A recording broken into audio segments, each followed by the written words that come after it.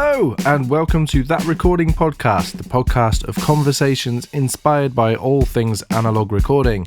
I am your host, Joe Montague, also known as... Are you that Beatles drums guy off Instagram? All you need is drums.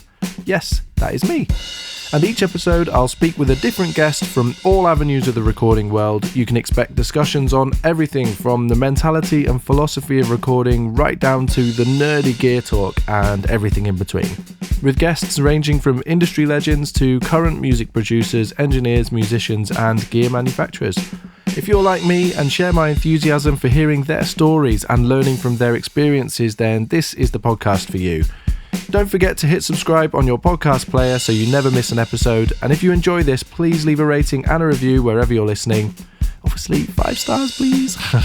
And it really helps to grow the love for analog recording and helps me attract a variety of different guests. Thanks for listening and enjoy the show!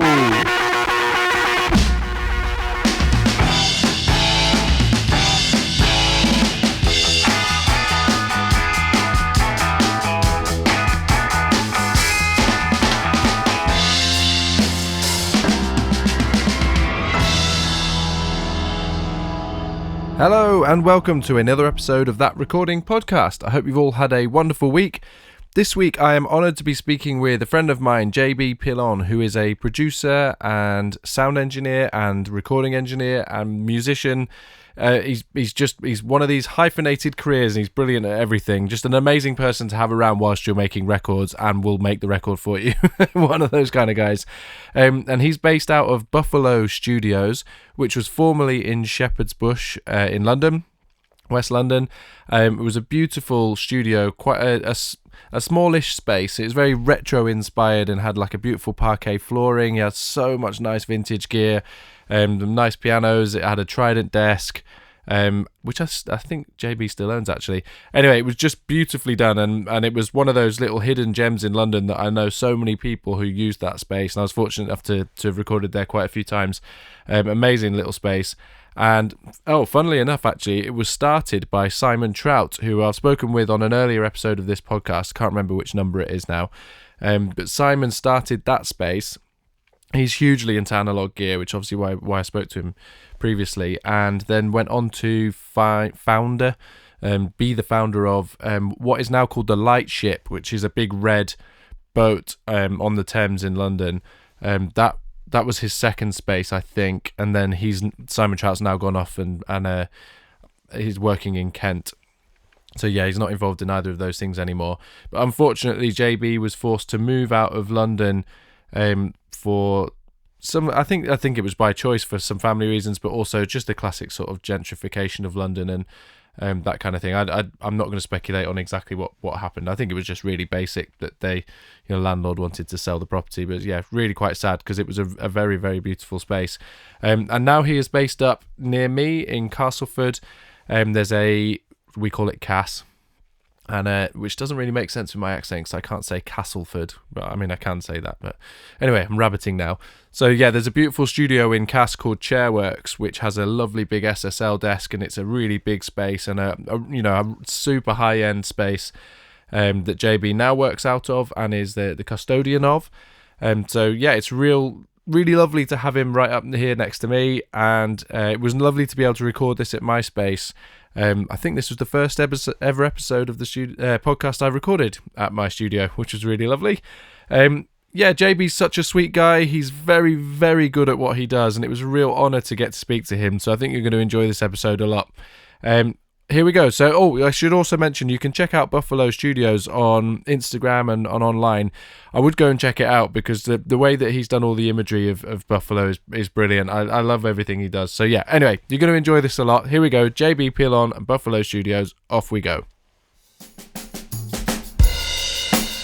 That Recording Podcast is sponsored by Make Noise Pro Audio, the trusted source for new and used pro audio equipment. They also do repairs, so they are a veritable trifecta of audio accomplishment. Did you like that sentence? I was quite proud of that when I wrote that. A bit of, alliteration. There we go. Anyway, they have an incredible Instagram feed, and one of the things that I really love doing is every week they do a drop of the gear that they have had come in during the week. And I love scrolling through the stories, and there's usually 20 or 30 pieces that go up. And this is a bit weird, but I always play Guess the Price because it's always really reasonable. And I must say that I am biased. I've been buying things from Make Noise for years. They're just such a great company. Obviously, I'm very grateful to them to be supporting this podcast, but I wouldn't be doing this if I just didn't think that they were brilliant. So do go and check them out at Make Noise Pro Audio on Instagram or makenoiseproaudio.co.uk on the interwebs. And on with the show!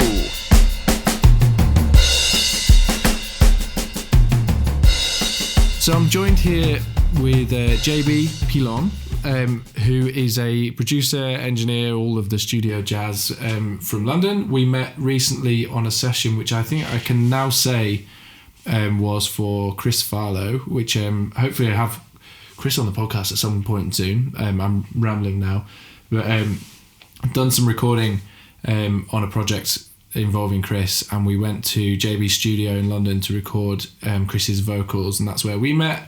And his studio is incredible, so I thought I need to get him on this podcast.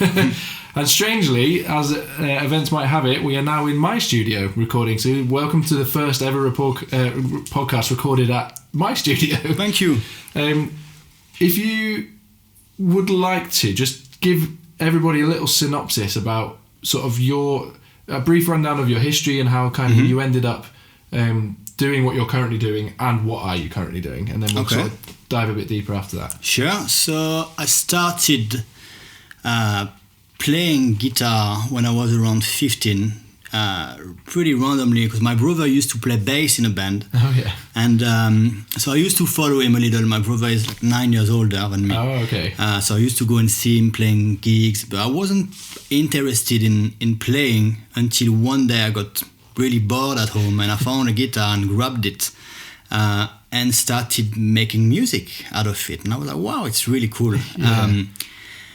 But I never had any lessons. And so I was just playing random stuff, really bad stuff. But within a week or two, I had what I would call songs. Yeah.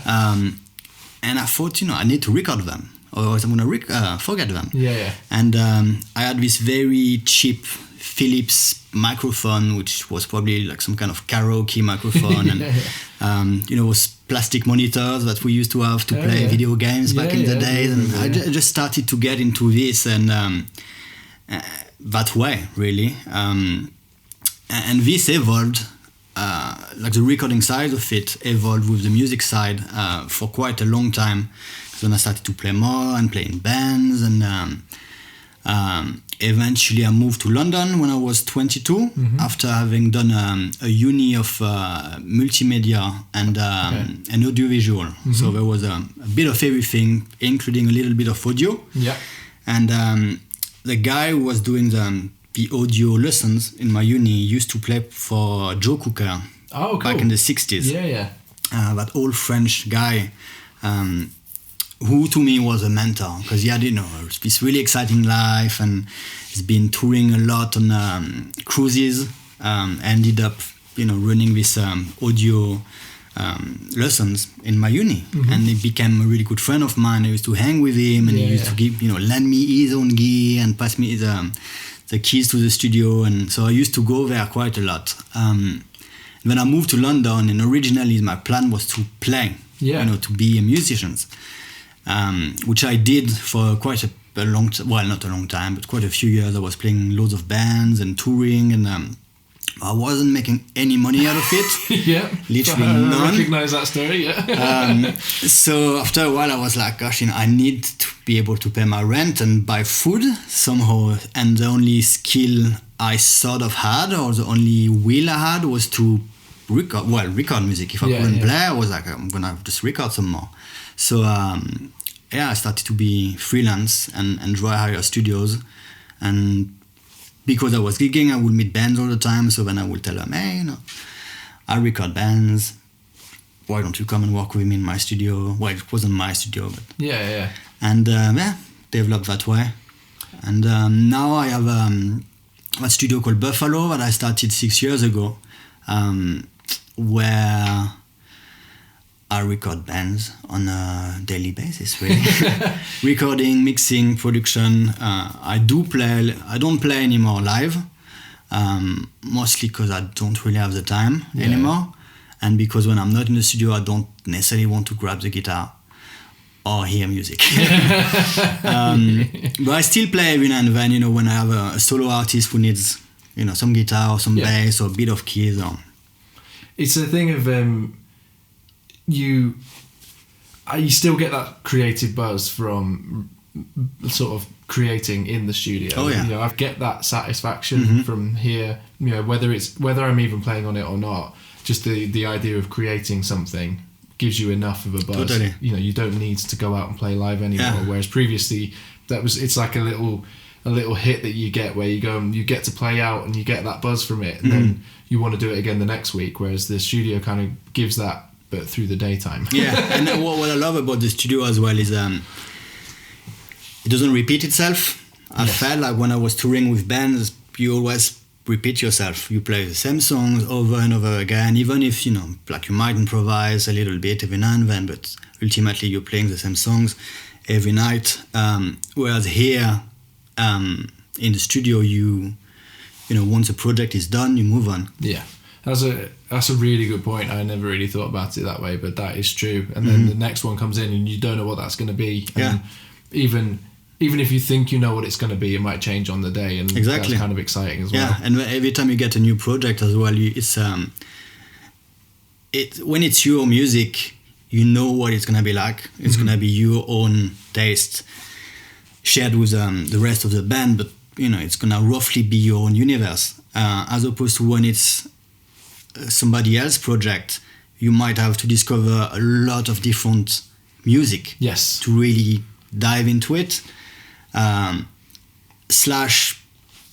discover ways of recording that you didn't know before. I love that too. Again, it's exactly the same. If I get sent reference tracks from, we're specifically, I know both of us are kind of into 60s, 70s kind of music, but even within those eras, people still send me stuff and it's, I've been meaning to check that out for ages, but I just haven't. Yeah. And then you get that as a reference. You're like, okay, well, I have to listen to it now. And it's really fun to just keep... It's never ending. It's everyone's got their own sort of view of it. And the more artists that you work with, the more different amounts of... different bits of their music that they bring to you, and you go, I'm really into this band. You're like, okay, cool. I've listened to them a bit, but not a lot. And then they explain to you the reasons that they love it, and you have to record that way. It's exciting, isn't it? I love that, being challenged all the time for that kind of stuff. Yeah, and it feels like the more the more bands you work with, the more you accumulate all that knowledge and experience, and then you can always also because if you work with a band which will have even a little, not necessarily success, but in a niche way, gets to play with other bands who then listen to their music and are like, we really like the sound of this, who made this, where did they record, and then it gets back to you. You can always reuse some of the technique you use or some of the knowledge you acquired. It's really it's fascinating. How did you find it working with other studios and then moving to your own, like getting your own place? Like how did your own place come about, and the sort of starting of the accumulating of gear process? It's a really good question, actually. So when I started, obviously I didn't have any money to buy any equipment, so I was trying places, which was great for the time being, because you don't, you get into a place with loads of equipment and you just use it and buy, But eventually I felt, from a financial point of view, it's always a big expense to have to hire a place. And from a schedule point of view, sometimes it's difficult. Yeah. Because you might want that studio, you might not be able to afford this other studio, and sometimes you might not be able to get the work you want to do because you can't find the right place at the right time. So I felt like, at some point it was really important for me to have a space. And I've been really lucky, because exactly at the time when I was like, right, now it's time to get things done and have not necessarily my own space at that time, but a space that I could share with somebody. There's a guy who got in touch out of the blue, because he was looking for a studio partner. And it was just a perfect timing. Literally, probably on the day when I thought I should do it, I got this email. Amazing. So I went to see him, saw his space, and he was looking for a studio partner to do 50-50 on the rent and 50-50 on the equipment. And I just happened to have been saving money for that particular purpose for quite a while. So I was like, what do you need? What do you not have in your studio? And he was like, let's buy a mixing desk. Yeah. So, all right. And then, we got a mixing desk. We worked together. Well, not together, but we shared a space for maybe 2 years. Okay. And then he sort of went his way doing his own thing, and I decided to do my own thing and open Buffalo.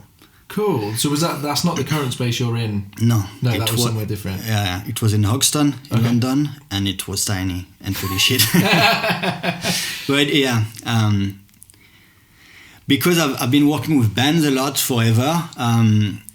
When I open my own space, bands will come to, expecting to be able to record, but the space was so tiny, sometimes we would just open the door and be like, all right, we'll call you back, because the space was really small. But I think because it was so small and I couldn't really do bands, I got to do a lot of solo artists, which was something I never really done that much before. And I found it really interesting because you get to arrange a lot more. Oh yeah, do the whole arrangement side of things, and which also is really helpful when you get to work with bands. Yes. So yeah, it helped me to develop different skills. I'm curious that you went straight in and bought a console. We were talking about this kind of stuff with the setup that I've got here, and I haven't got a big desk, just got that little 8-channel thing that's almost basically just using it as pre's, extra pre's. They may as well be outboard pre's. Why was that kind of?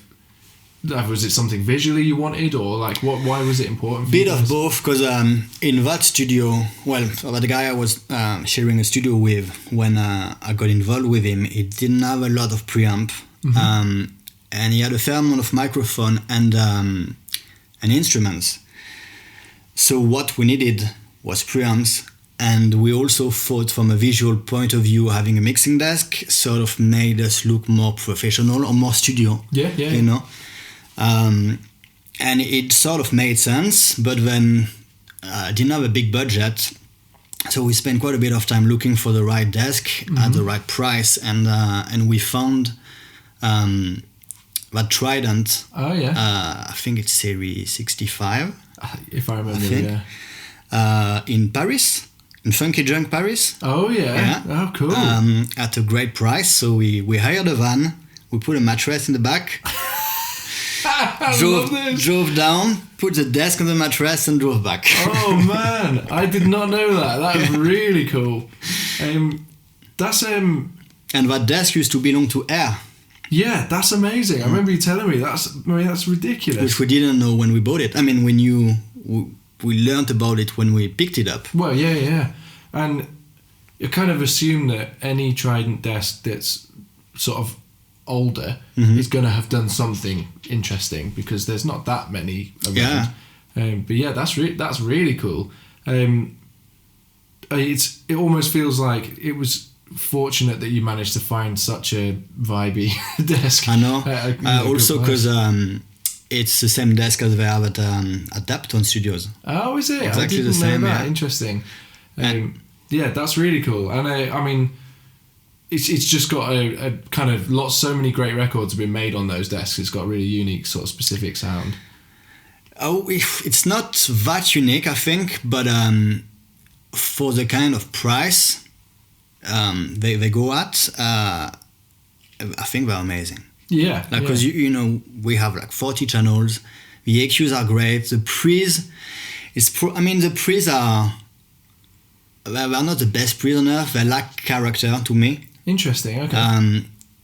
It's not like a Neve or. Yeah, that's fair. A fair point. Like you don't get that crunchy. You can't go crunchy, really colorful with it. Let's just say, well, I like to crank up preamps. Yes. And get them to be a bit dirty. You can't do that well with this one.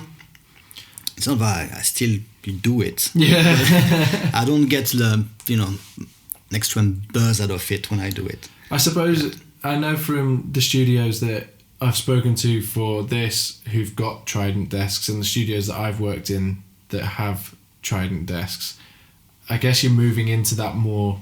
We're moving into the clean era, out of like the sort of 60s, early 70s. Yeah. Everything's starting to get a bit clean, yeah, definitely. So it does make sense, actually. I mean, it does.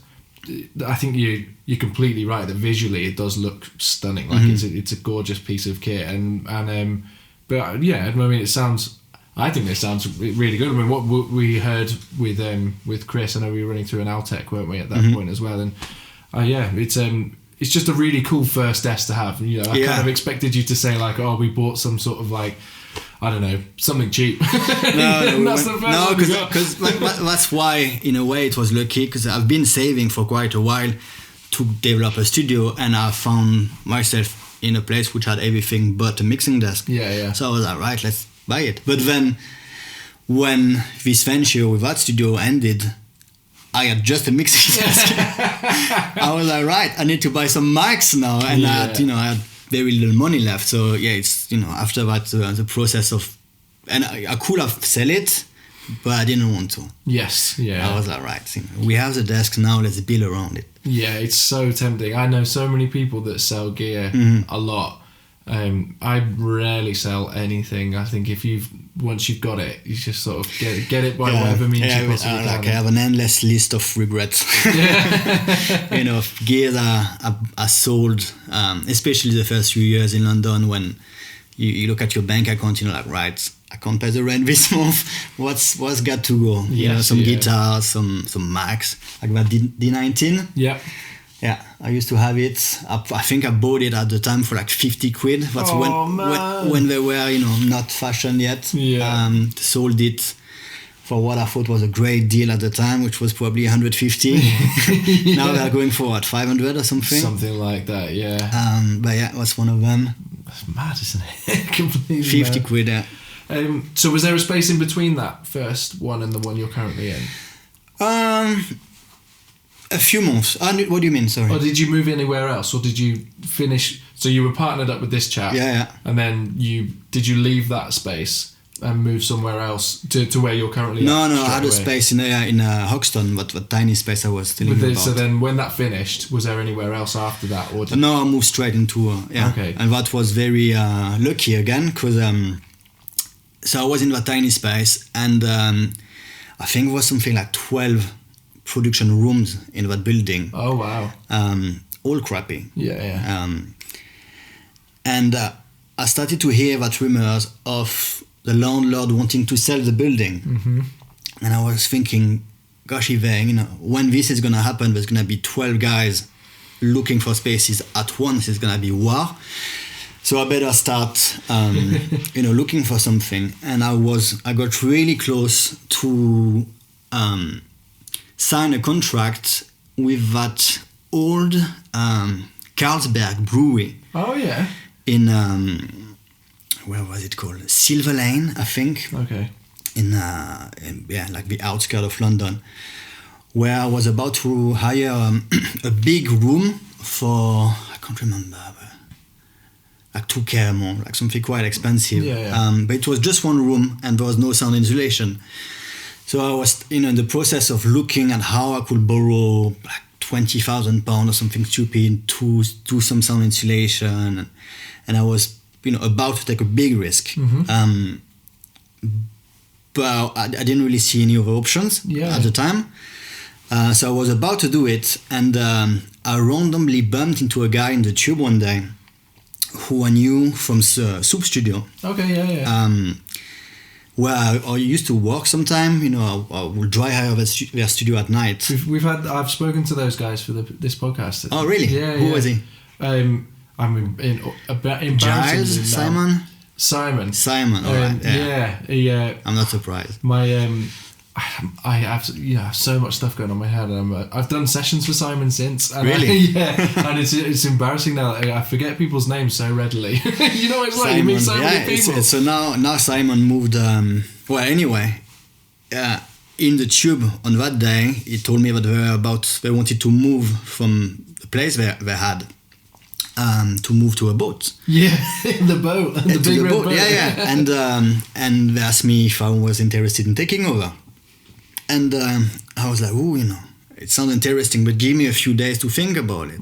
And by the time I got off the tube, I called him back and I was like, yeah, 100%. So that's the space that you're currently in? Yeah. That makes complete sense because it's gorgeous. It's been done out really well. Yeah, so they did it. Yeah, and they've done such a fantastic... it's a really... I mean, it's nice for me to hear because it all kind of comes around, and it's the sort of style of production that they do suits the style of production you're interested in, and all kind of works. It all kind of it works. Yeah, I mean out. that's why I used to dry hire from them, because I like what they were doing. I guess they liked what I was trying to do at the time, and I liked their studio. So when when I said I was interested, they were like, JB would be a great guy to take over the space. Oh, and it's kind of nice for them that they know that they put they put effort into making that kind of a really beautiful space to be in before you were in there, and it's nice for them to know that somebody's looking after it. Yeah, it's being taken care of. Yeah. That's really cool. So it was quite well decked out acoustically when you first moved in there, and then what did you have to bring in? All the audio equipment. And none of the paneling or anything like that. Did they leave anything? We added a few. I mean, they left the big, rolling panels, but we added, some bass traps and some stuff like that. Cool. Some baffles, like we have 10 baffles now. What something I'm kind of interested in is I've been getting more upfront with asking people about this. Like the studio world, and I think other people listening will be interested in this. The studio world is like a money pit. It's a never-ending money pit. And, there comes a point where you have to start investing very seriously. And I think to people outside of what we do, it can seem quite scary that, you buy a microphone for £1,000 or, obviously way more than that often. And like one preamp for £1,000, whatever, and everyone, it seems a bit excessive, and obviously there is some sort of like addictions parts of it, but at the same time you do need this stuff. And what was your thought process when you're about to drop £20,000 on sort of kitting out this space that you eventually didn't get? But I not to that extreme, but I've convinced. You have the same thought processes. You're like, okay, well, we'll do this for a living. It's, of course, I'll make that money back in a couple of years. Yeah. You have to do it. So what was your sort of reasoning, and like, where was your confidence at, and what was your thought processes about dropping money like that on something? Like, how do you reason with it? I didn't. I think I just didn't really see any other way for me. Like I don't have any other experience in terms of work than what I do, and it got to a point where I was like, I either have to go seriously and do it properly, or I'm gonna have to start something else from scratch, starting from the very bottom. And I was like, no chance. Like, I'm not interested in doing anything else. So I either have to go full on and work hard and sort of hope for the best, or not. And so I did it. Yeah. I was like... I love it. Plus, it was at a time when I still don't have kids, but I was like, what's a risk? Yeah. All the equipment I usually buy, it's things I can sell for, same price or more. Yes. Because I try to be careful with the deals I make and what I buy, and I try to buy things when either negotiate the price well, or it's I buy from people who don't necessarily know exactly how much they are worth. Yes, yeah. So I was like, if it doesn't work out, I can just sell it all back, or sell chunks of it if I need. So it didn't seem like a big risk, and it seemed like it was a risk worth taking. Yes, I think that's great, and I like that. It seems to be a common thing that I speak to people in, the people I've spoken to on this podcast who've kind of made a success in the industry, like success in inverted commas, whatever you want to define that as. But there's that kind of attitude of, well, it's almost, I knew as I was asking the question kind of what the reaction was going to be, but it's kind of, the reaction's always, well, what else was there going to be? Like, of course, that's what I just needed to do. And I like asking it because I think often people come to spaces, in the spaces that kind of we have, and they go, oh, wow, it's amazing, you're so lucky that you've got all this stuff. And well, not lucky, I just bought it. And, oh, well, you must have had loads of money from somewhere. Like, no, I just earned it. And like, you kind of work hard for it. And exactly. Those risks that you're talking about of, well, we got all this stuff, but I could just sell it. I bought that thing for 400 and now they're worth 650 or whatever. And like, you constantly got that, and it's more accumulating assets. And I think it's kind of nice to dispel the myths of, how did you get this studio? It's not because you got a massive record deal and then made loads of money on it. No, it was literally bits by bits over a long period of time. Yeah, I love it. I had a friend at the time when I was being serious about going into the studio world and buying gear and starting my own studio, who was calling me every week, like, are you sure, have you studied the market? Like, somebody who doesn't know much about the studio world, but comes more from not necessarily financial, but more of a business background. Exactly. And I was like, no, I'll just go for it and go with the flow and see what happens. Oh, I love it. And so let's talk about the place that you're in now. I mean, it's quite it's just a really comfortable space to be in, and I remember, so you've got a nice Premier, it must be late 60s or 70s Premier that you've got in there. And it's from 69. Yes, there you go, spot on. And it sounds gorgeous. And you got a decent collection of amps and keys and things in there. Maybe 10 amps, guitar amps, I don't know, 3-4 Fenders, a WEM. Yes, I absolutely love. What else do we have? Got 2 Ampegs, bunch of really random bits as well. A Selmer. We got quite a few nice amps, some nice guitars, some nice bass. You got some. In fact, now that you've said it, I remember nearly every guitar you've got is beautiful. They're all hanging on the wall, and you just go one by one. There's not one where you go past it and you go like, okay, every one of them's like, oh wow. Then you go to the next one, you're like, that one's great too. And then the next one's great, and they're all lovely. They're all pretty cool. We got some less cool but very energetic. And they are part of that equipment that we should sell, but is that, I mean, it must be, was that a deliberate thing that you sort of set out to get some really nice sort of high-end things for people to come and experiment with? Like you must have had, when you were kind of looking at buying and accumulating the stuff that you've got, were you thinking in terms of people coming in and going like, oh, well, do you have this amp? Yes, I've got it. Or a lot of it I bought it because I like it. Yeah, okay. I bought it for me, in a way. Especially guitars, because I'm a guitarist. Okay, yeah. So, when it came, to buying guitars, it's always been like, what do I not have? What would I fancy? I mean, they're not all mine. Like some, belongs to my studio partners as well. But it's more that slightly selfish approach to the equipment, But also, it's also knowing that the stuff I buy is also quality, and it will please somebody. So I know that some people will use it one day or another. Yes, it's a constant.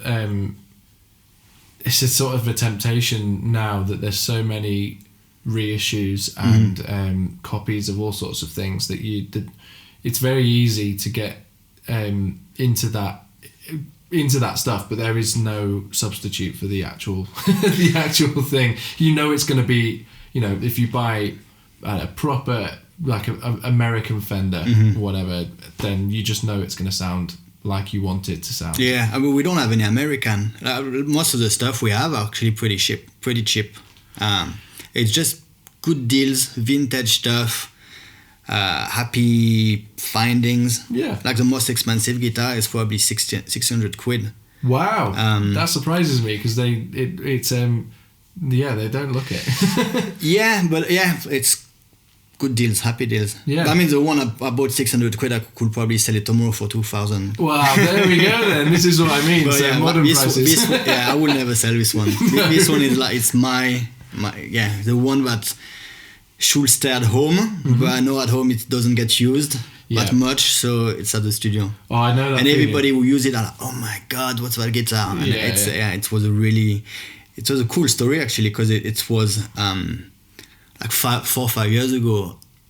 I got home and I actually wanted to play guitar that day, and I was like, gosh, there's no guitar at mine, and I'm gonna buy a guitar so it stays up in my flat. And I went on eBay purely just to get inspired or see what was around. And on the first page there's that Fender Telecaster made in Japan in the early 80s, so it's like the great era for Japanese Fender.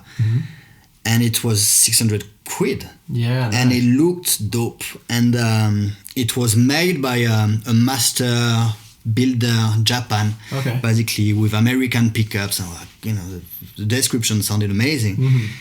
But because I wasn't here to buy necessarily, I just wanted to see what was around. I messaged him and said, hey, what about 500 quid? And he said, 550, we get a deal. And I was like, okay, fuck it. Nice. Oh, I love it. And yeah, it's not even at mine anyway. It's in the studio now. Oh, that's what always happens. Because like you say, you get back home after a session, the last thing you want to do is do more music. Yeah, I just want silence sometimes. Yeah, exactly. That's it. And it's exactly the same with me. Like everything I've bought that I think it needs to stay at home just slowly makes its way to the studio, and then once it's there, it's never. Yeah, it's not coming back. No. Thank you so much for listening to That Recording Podcast today. I'll be back next week with more conversation all about analog recording. And for now, don't forget to hit subscribe, and please do share the podcast with friends or anyone else you think is as nerdy about recording as we are. If you'd like to follow me on socials, you can find the podcast on Insta at That Recording Podcast. For my adventures in Ringo nerdery and all things Beatles drums, it's at All You Need Is Drums.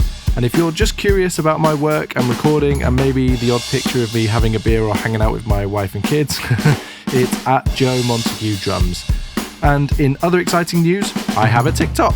I don't really know what TikTok does or is, but my wife says I need to have it and it's cool, and I should tell you about it. So there we are, follow me on TikTok. Don't be a stranger, and see you next week. Goodbye!